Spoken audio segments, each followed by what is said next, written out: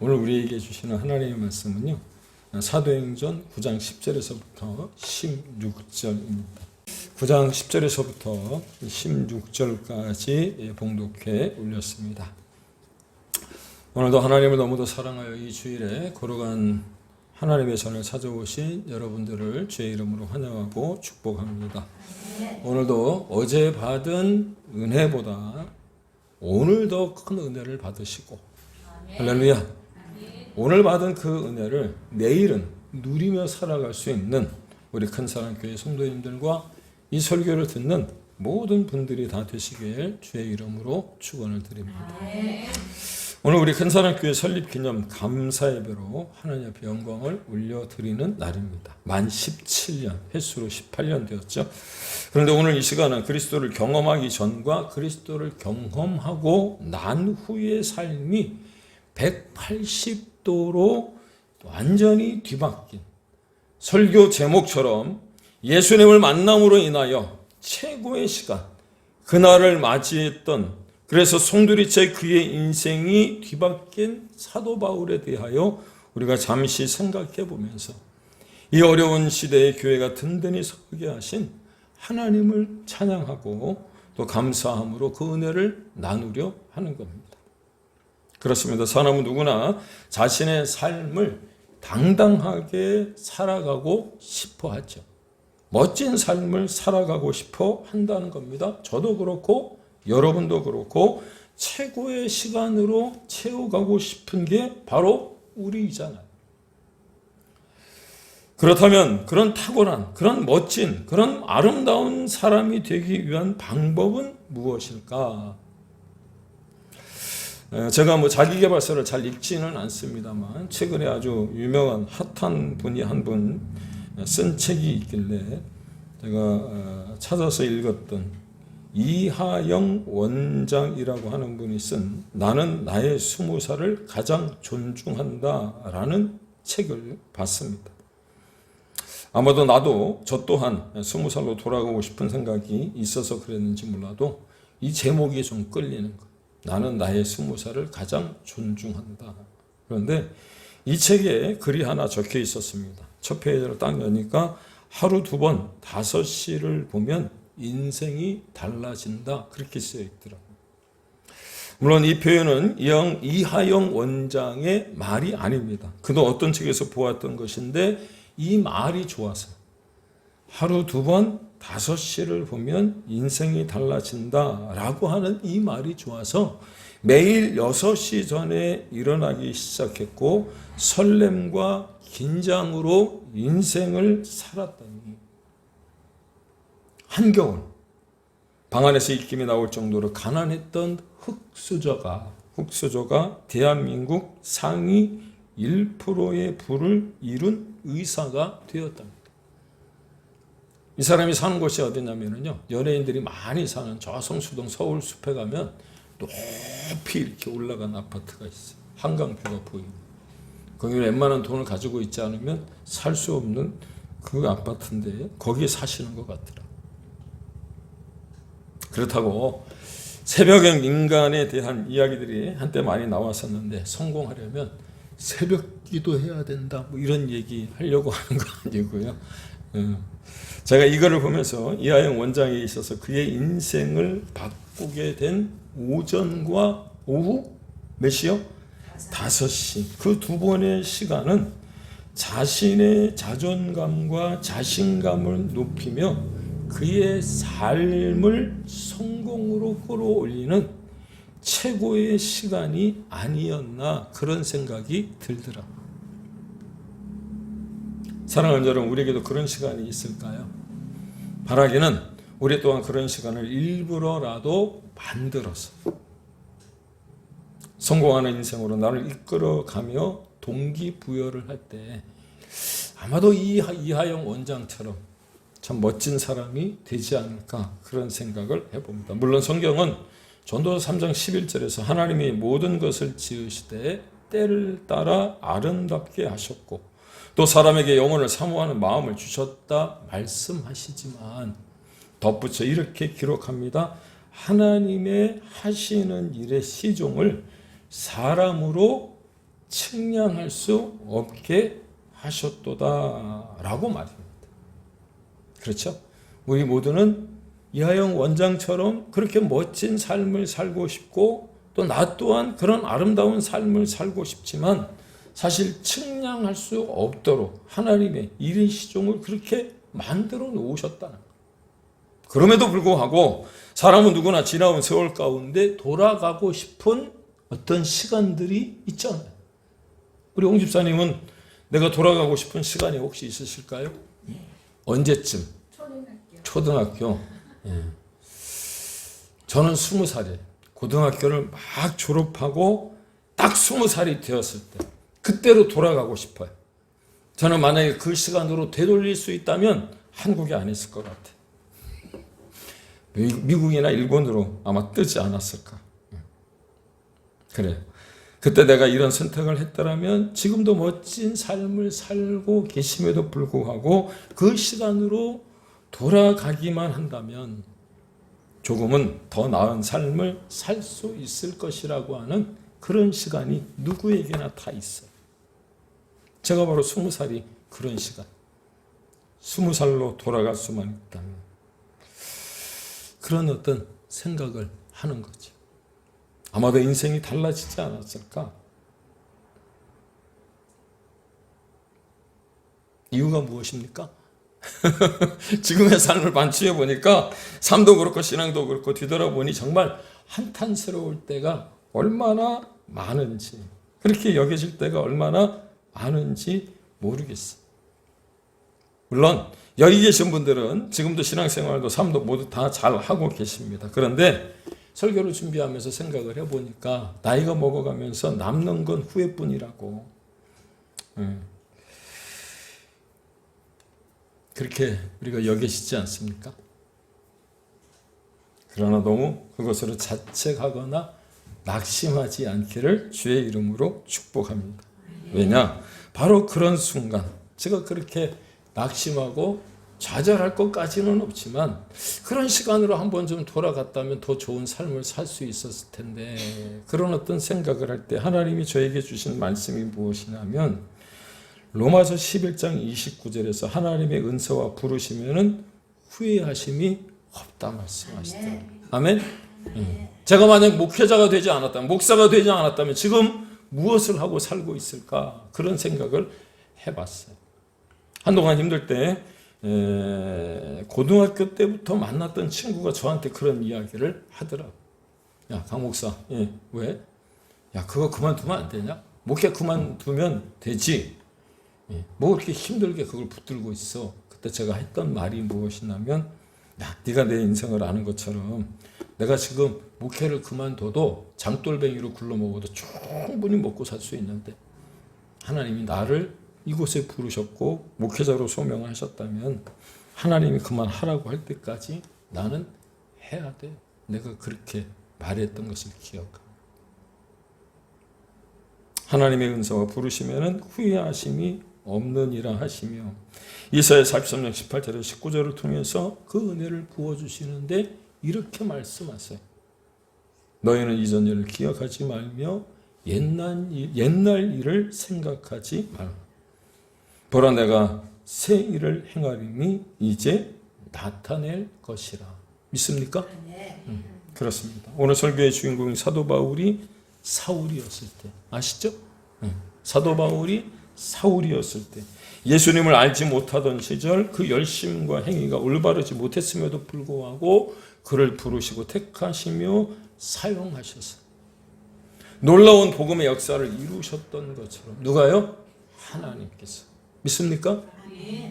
우리 또한 주님과의 첫사랑을 나누던 그 시간을 되찾으려고 하나님께만 돌이키기 시작하신다.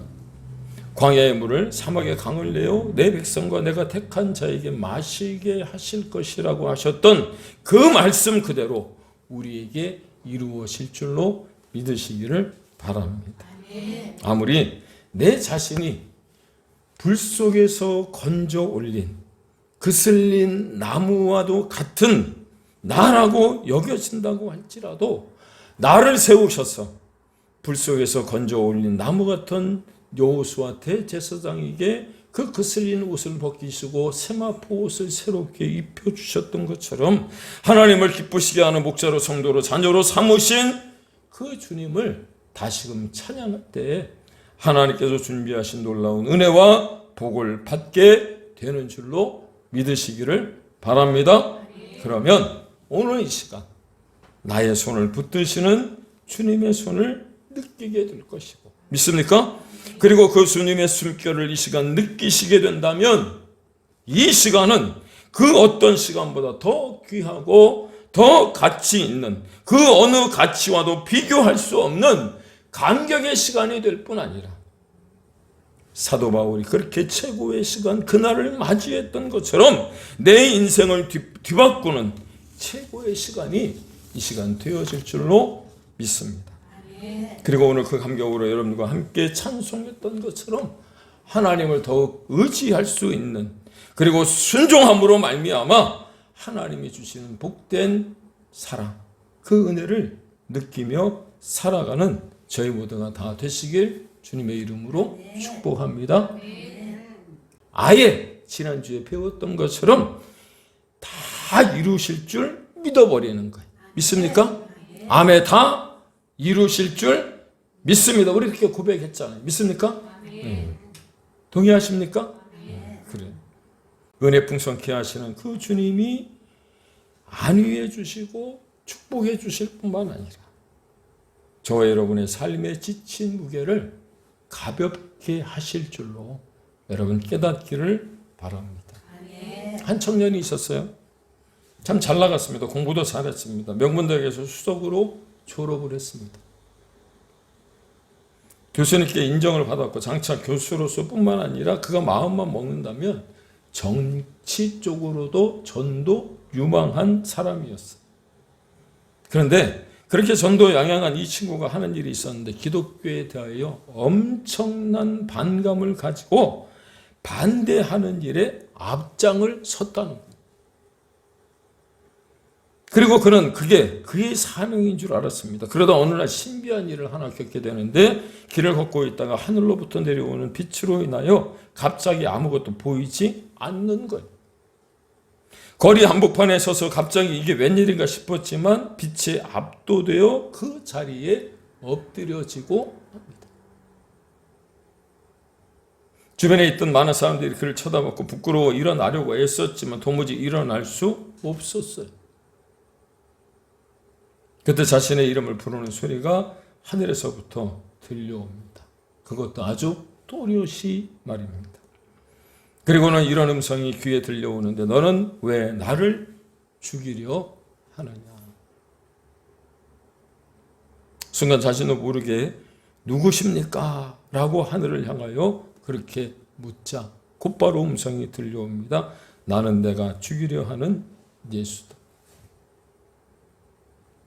그렇게 하나님을 만난 청년은 그 일생을 주를 위해 온 몸과 생명을 다해 전도하며 살았답니다. 아주 옛날, 아주 오래전. 그렇죠. 예. 사도 바울을 현대판으로 지금 제가 바꿔서 말씀을 드린 거예요. 그래요. 예수 믿는 사람들을 잡아다 가두고 핍박하며 죽이는 것을 사명으로 생각했던 사울이 하나님의 강권적인 역사 앞에 거꾸러질 수밖에 없었다는 겁니다. 그런데 이처럼 예수 믿고 거듭나는 역사는 사도 바울뿐만 아니라 우리에게도 다 기적적으로 이루어진 거예요. 내 마음대로 결정해서 오늘 이 자리에 나와 계신 것처럼 여겨질 수 있지만 자기 깨달음으로 예수를 믿는 법은 없거든요. 베드로가 그랬고요. 삭개오가 그랬던 것처럼 성령의 역사가 아니고서는 예수님을 나의 구주로 나의 하나님으로 믿을 수 없다는 것을 우리는 다 알고 있지 않습니까? 그래서 고린도전서 12장 3절에 뭐라고 말씀하시냐. 그러므로 내가 너희에게 알리노니 하나님의 영으로 말하는 자는 누구든지 예수를 저주할 자라 하지 아니하고 또 성령으로 아니하고는 누구든지 예수를 주님이라 주라 할 수 없다고 기록하더라는 것. 믿습니까? 그런 의미에서 모든 회심은 주님이 만난 기적이라 말할 수밖에 없는 거죠. 내가 예수님을 만난 것, 비록 모태신앙이라고 할지라도 그 부모님을 통하여 내가 예수님을 알게 된 것, 그 사실 또한 기적입니다. 오늘 본문에 등장하는 사도 바울, 사울의 회심도 극적인 요소들이 얼마나 많습니까? 의기양양하게 믿음이 아닌 신념으로, 그리고 자기가 가진 지식에 의거해서 예수님을 믿는 사람들을 핍박하고 잡으려 하다가 다메섹 도상에서 주님의 음성을 들어요. 사실 우리가 아는 것처럼 사울은 예수님 정반대편에 서 있던 사람이었잖아요.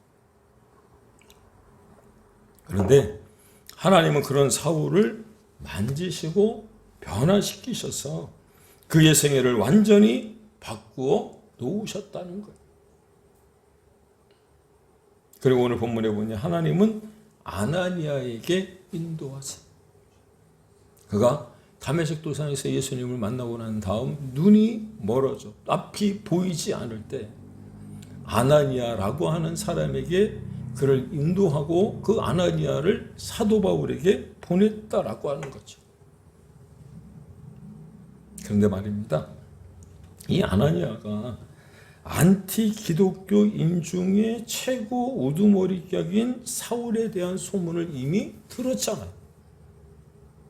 예수 믿는 사람들을 잡아 가두고 죽이는 일에 앞장섰던, 스데반을 돌로 치는데 그 장면을 목도했던 그가 회심했다라고 하니 믿어지지가 않아서 아나니아가 하나님께 묻는 거예요. 왜? 의심이 갈만하잖아요. 당시 초대교회에 이런 일이 있었답니다. 예수 믿는다고 핍박을 받던 이들이 카타콤 안으로 들어가는 거예요. 지하 동굴 안으로. 그런데 그 지하 동굴 입구가 어딘지, 출구가 어딘지, 그 안에 들어가면 웬만한 사람들은 쉽게 찾아 나올 수도 없고 거기서 길을 잃으면 평생 거기서 살아야 된다는 거, 죽어야 된다는 거. 근데 이 예수 믿는 사람들을 잡아다 가두고 죽이기 위해서 어떤 일을 했느냐면 예수를 믿는다고 회심한 척하고 유대인들, 히브리인들과 한동안 지내며 그 카타콤 안으로 들어가는 거예요. 그리고 6개월이 지나고 1년쯤 지났을 때 로마의 사람들에게 가서 내가 출입구가 어디고 출구가 어디고 그 안에서 어떤 통로를 통해서 유대인들이 돌아다니고 있는지를 고발하고 그 사람들을 잡아가는 경우들이 있었다. 그러니 의심할 만하죠. 당시 그렇게 가짜로 회심하고 유대인 안에 들어와 있다가 로마에 고발하여 순교를 당한 경우들이 있었기 때문에 아나니아는 의심할 수밖에 없었을 거예요. 하나님이 아나니아에게 그런데 이렇게 말씀하십니다. 주께서 이르시되 가라. 이 사람은 내 이름을 이방인과 임금들과 이스라엘 자손들에게 전하기 위하여 택한 나의 그릇이라. 사랑하는 여러분, 바울이 사울이었던 때 다메섹 도상에서 주님을 만난 그 시간이 그에게 있어서 인생이 뒤바뀐 최고의 순간이었을지도 모릅니다. 근데 제가 말씀을 묵상하는 중에 저는 그의 삶의 전부가 뒤바뀐 때가 바로 이때가 아닌가 싶은 거예요. 왜? 하나님이 인정해 주시는 거예요. 이방인과 임금들과 이스라엘 자손들에게 복음을 전하기 위하여 택한 나의 그릇이라고 아나니아에게 그렇게 선포해 주시는 그 말씀이 선포된 그날이 사도 바울에게 있어서 최고의 시간이었고, 그 인생이 뒤바뀌는 예수 그리스도를 위하여 최고의 시간을 맞이한, 그래서 사울이 바울이 되어지는 그 순간이 아마도 그에게 있어서의 최고의 시간이 아니었을까요? 그렇습니다. 사울이 바울이 되고 큰 자가 작은 자로 바뀌고 난 후 사도 바울의 모습은 변했어요. 어떻게 변했느냐?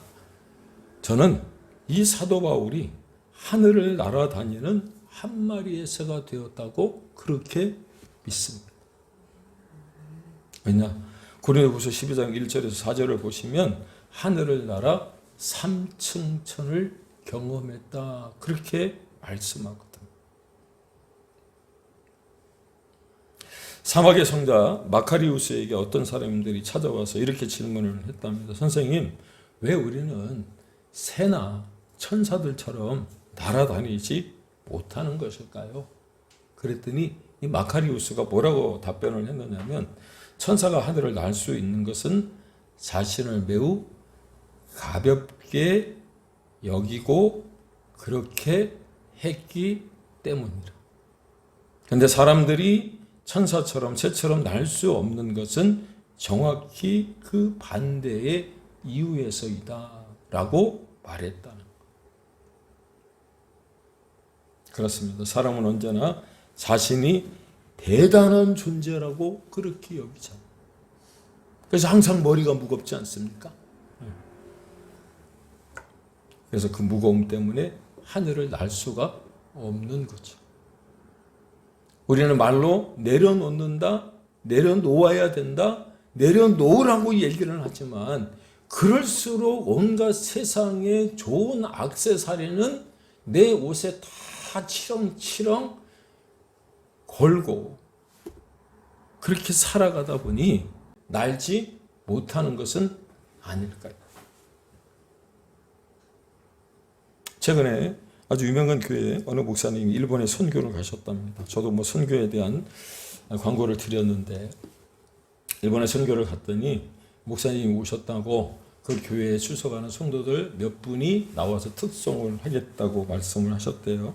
그런데 남자분 3분이 나왔는데 머리는 짧고 등치는 큰 데다가 반팔을 입고 나왔는데, 하필은 왜 반팔을 입고 나왔는지 모르겠어요. 특송을 하는데 온갖 문신이 다 그려져 있는 어떤 사람들인지 아시겠죠?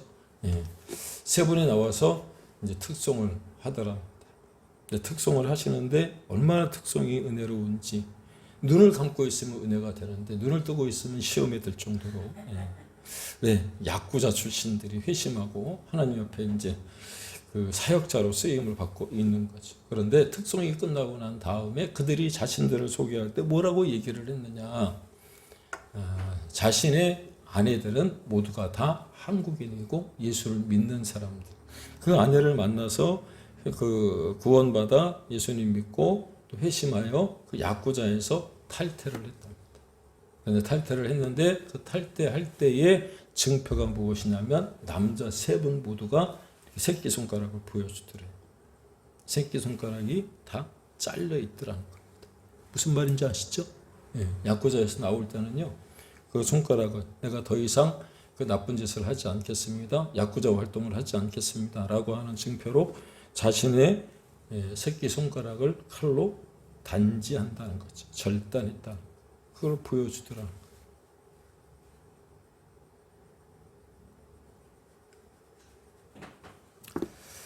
사랑하는 여러분, 우리는 예수님을 믿으면서 혹시 손가락은 아닐지라도 내가 잘라내고 가야 될 것들이 혹시 있지 않을까요? 인간이 천사처럼 아니 새처럼 날 수 없는 것은 자신이 대단한 존재라고 여기기 때문. 그런데 사도 바울은 예수님을 만나고 난 후 나의 나 된 것은 하나님의 은혜로 된 것이고, 나는 날마다 중도라고 고백하며 자신을 하나님 앞에서 가볍고 하찮은 존재로 인식했기 때문입니다. 우리가 보기에 교회를 죽이고 교회를 어지럽혀던 사울이었다 할지라도 온 세상 모든 민족과 땅끝까지 복음을 전하도록 그의 발걸음을 인도하시며 택한 그릇으로 사용하셨다는 것은 저는 믿습니다.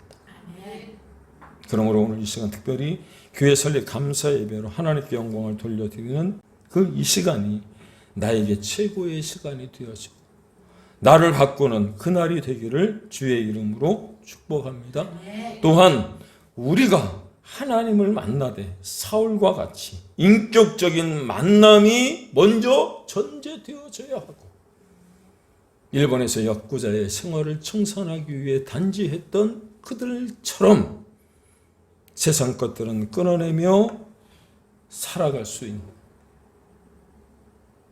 비록 사울처럼 극적이지 않는다 할지라도 아니, 일본의 그 선교사님이 있었던 그 교회의 그 사역자들처럼 그렇게 어떤 극단적인 모습은 아니라 할지라도 지금도 살아계셔 역사하시며 또 우리를 통해 부활의 메시지가 전해질 것을 원하시는 그 하나님의 뜻을 따라서 여러분, 비록 우리 교회의 상황이 그리 좋지는 않지만, 아니 우리의 삶의 고난이 따른다고 할지라도 하나님의 구원을 바라보시길 다시 한번 주의 이름으로 축원을 드립니다.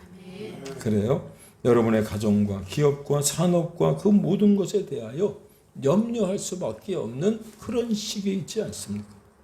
이럴 때 어찌할꼬 하며 묵상하지 말고 하나님께서 일하시고 하나님께서 펼치실 내일을 기대할 수 있는, 그래서 설립 감사 예배로 이 시간 우리가 하나님께 영광을 돌리고 있는 이 시간이 그 어떤 시간보다 소중하고 나에게는 최고의 시간이 되어질 뿐만 아니라 바로 그날이 되어지는, 주님께로 돌이켜 그 첫사랑을 회복할 수 있는 믿음의 시간이 되어질 수 있기를 주의 이름으로 축원을 드립니다. 사랑하는 여러분, 주님께서 우리를 세우신 이유는요, 넘어지지 않게 하기 위해서가 아니에요. 따라서 이미 고난 가운데 있다고 할지라도 이 시간 주님의 음성을 들으며 너무 견디기 힘든 지금 이 순간에도 주님이 일하고 계신다는 사실을 믿고 그 절망의 자리에서 일어나 뒤를 돌아보지 아니하며 질병으로 눌려있던 그 자리에서 일어나 하나님께로 나아갈 수 있는 믿음의 종들이 다 되시길 주의 이름으로 축복합니다. 비록 아무것도 보이지 않아도, 아무것도 할 수 없고 할 수 없다 할지라도 우리가 부른 찬송처럼 열려라 에바다, 열려라 눈을 뜨게 하소서라고 선포하며 우리의 영혼의 눈을 뜨고 주님을 기대하고 주님을 바라볼 수 있는 믿음의 귀한 성도들 다 되시기를 주의 이름으로 축원을 드립니다. 아멘. 결론입니다. 사랑하는 여러분, 나의 한숨의 끝에 주님이 계획하심에 무지개가 펼쳐 있는 것을 볼 수 있는 우리 모두가 되기를 주의 이름으로 축복합니다. 그러면 힘있게 살아갈 수 있고요. 내가 결단했던 부분들을 위해 새로운 헌신을 다짐하고 달려가는 믿음의 종들이 다 되어질 줄로 믿습니다. 그렇게 하나님의 손에 붙들린 사도 바울처럼 우리 교회도 그렇게 쓰임 받고요. 또 우리 모두가 다 되어질 수 있기를 주의 이름으로 축원을 드립니다.